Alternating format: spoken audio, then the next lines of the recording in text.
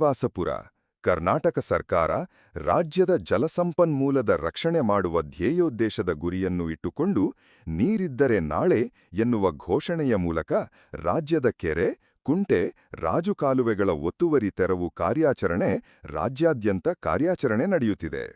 ಪ್ರತಿ ಜೀವಿಗೂ, ಮನುಷ್ಯನಿಗೂ ಹಾಗೂ ಸಸ್ಯ ಸಂಕುಲಕ್ಕೆ ನೀರು ಅಮೂಲ್ಯವಾದ ಅಮೃತವಾಗಿದೆ.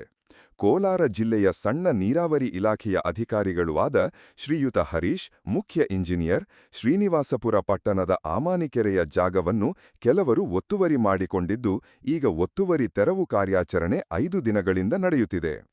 ಜಲ ಸಂರಕ್ಷಣೆಗೆ ಎಲ್ಲಾ ಸಾರ್ವಜನಿಕರು ಸಹಕರಿಸಬೇಕು ಎಂದು ಮನವಿ ಮಾಡಿದರು. ದೌರ್ಜನ್ಯ ಮಾಡಿದರೆ ಕಾನೂನು ಕ್ರಮ ಕೈಗೊಳ್ಳಬೇಕಾಗುತ್ತದೆ.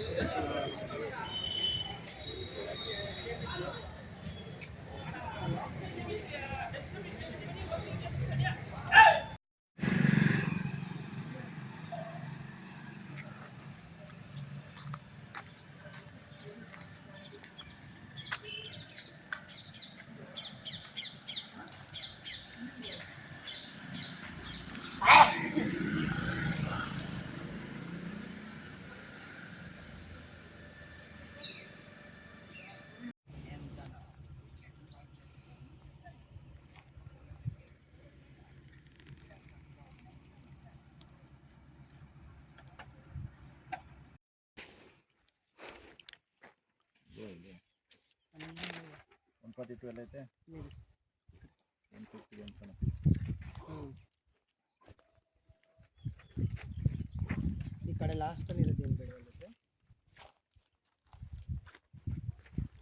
ನೋಡ್ಬೇಕು.